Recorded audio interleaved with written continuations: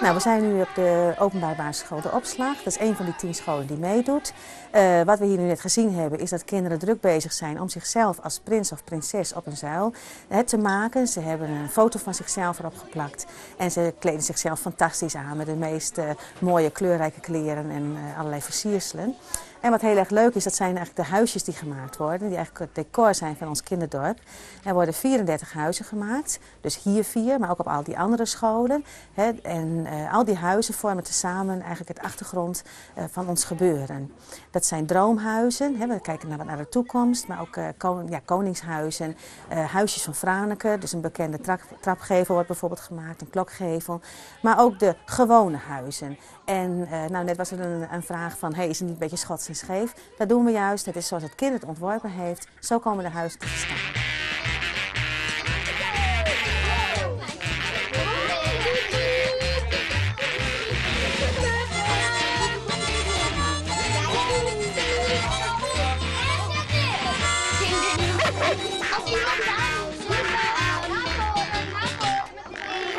De kinderen vinden het prachtig. Ja, de kinderen genieten hier erg van. Ze zijn, zoals iedereen het nu gaat, het komt nu steeds dichterbij, het wordt steeds echter. Ze hebben er echt zin in. En alle scholen die meewerken zijn enthousiast. En nou, niet alleen de kinderen, maar ook wat ik vooral ook wil noemen is dat we ook heel veel hulp krijgen van buitenaf.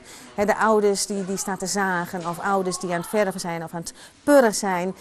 Dat is gewoon fantastisch. En ik denk als de kinderen merken dat ook de juffen, meesters en ouders enthousiast zijn, dat ze zin hebben om deze dag met elkaar te realiseren.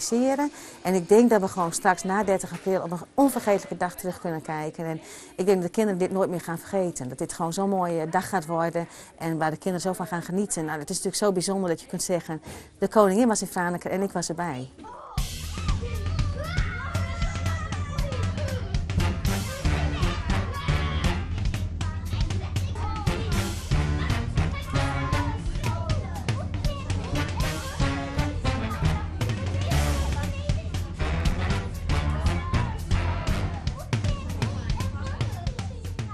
En nu komt het echt op de uitvoering aan. Maar ja, gezien alle activiteiten van Koninginnedag, moeten die laatste weken nog even heel veel dingen gebeuren. Maar het gaat helemaal goed komen.